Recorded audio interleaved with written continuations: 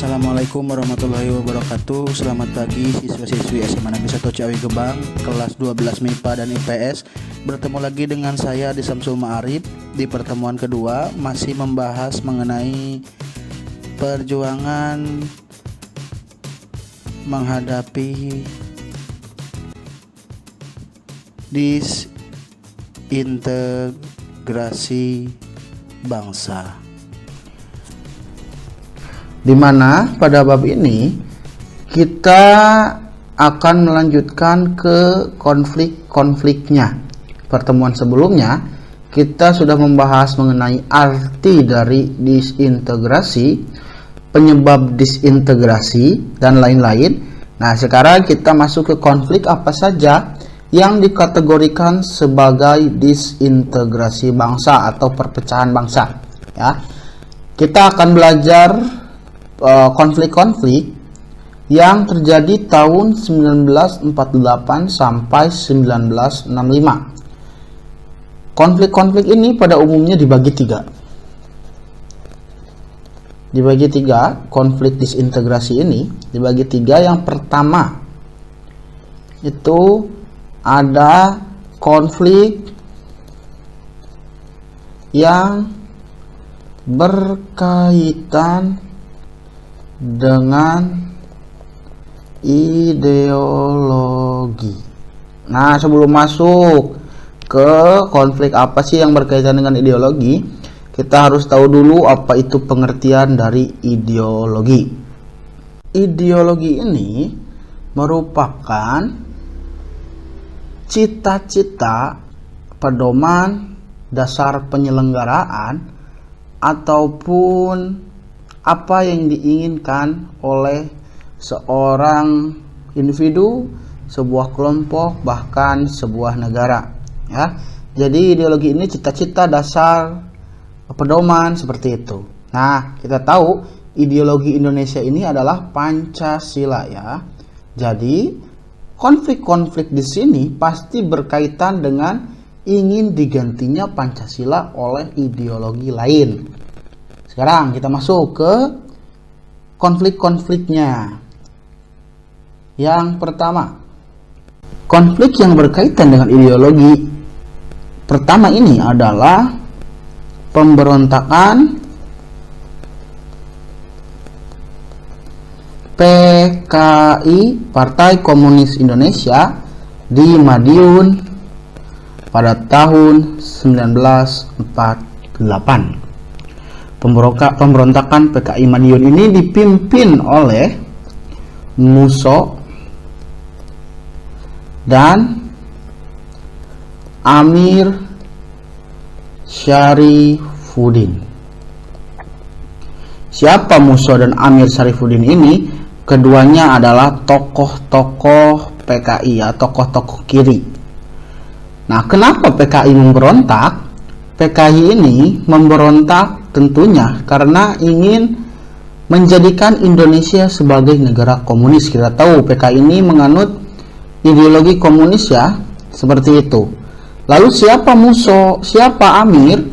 Musso pertama ini, ya, Musso ini merupakan salah satu pimpinan PKI yang pergi ke Uni Soviet, dan ketika kembali ke Indonesia, dia ini membawa paham komunis baru. Di mana pada sebelumnya komunis di Indonesia ini bekerja sama dengan Indonesia untuk melawan pemerintah Belanda, Hindia Belanda. Namun ketika Musso kembali, Musso membawa paham baru di mana PKI ini harus bekerja sama dengan nasionalis progresif, dengan orang-orang yang ingin mengubah, merevolusi Indonesia, melawan orang-orang pemerintah, seperti itu. Lalu siapa Amir Syarifuddin? Amir Syarifuddin ini merupakan Perdana Menteri kedua Indonesia, ya, pernah menjabat menjadi Perdana Menteri kedua Indonesia.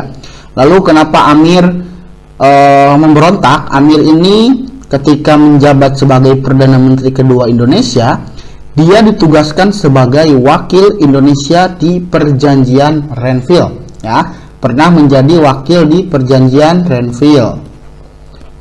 wakil Indonesia di Perjanjian Renville dengan Belanda.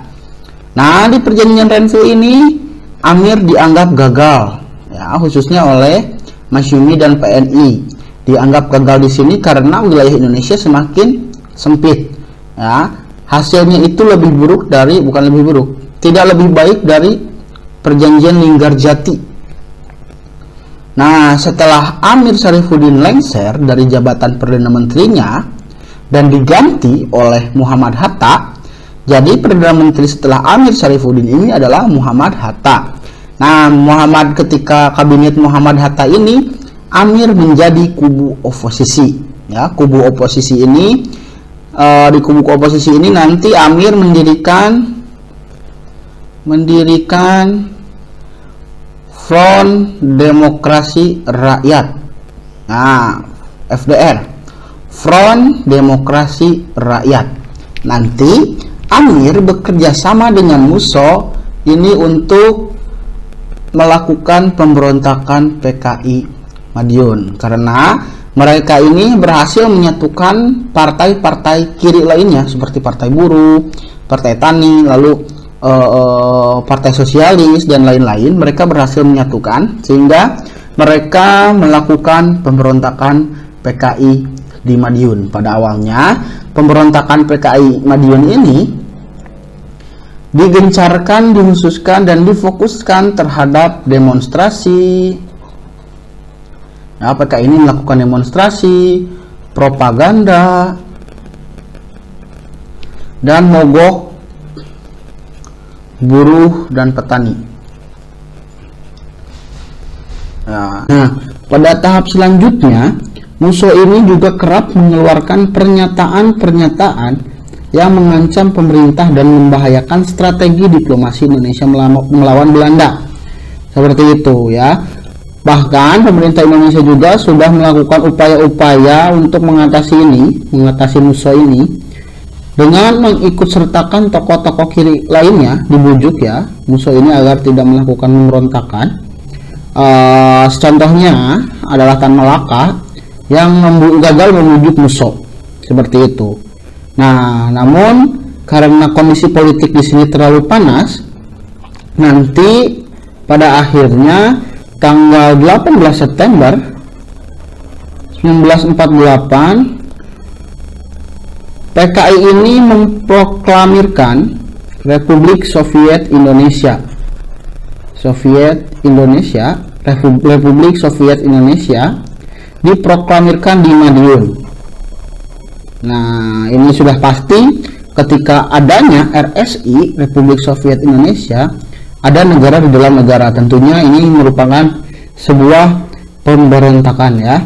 Di awal pemberontakan ini terjadi banyak pembunuhan terhadap pejabat-pejabat pemerintah dan pimpinan partai-partai yang anti komunis atau partai lawan dari PKI ini. Banyak terjadi pembunuhan, bahkan kaum santri juga menjadi korban, ya. Tetapi pasukan pemerintah ini di bawah divisi Siliwangi berhasil mendesak mundur pemberontak, berhasil mendesak mundur PKI ini. Seperti itu. Pada akhirnya nanti Musso tewas tertembak dan Amir Syarifuddin tertangkap dan akhirnya dihukum mati. Seperti itu. Ini untuk PKI, pemberontakan PKI Madiun. Seperti itu. Oke, sekian dulu materi kita kali ini. Untuk materi selanjutnya kita akan melanjutkan ke pemberontakan di TII, ya. Jangan lupa komen di kolom komentar jika ada yang ditanyakan, dan nanti tugasnya akan dijelaskan di grup Telegram. Terima kasih. Wassalamualaikum warahmatullahi wabarakatuh.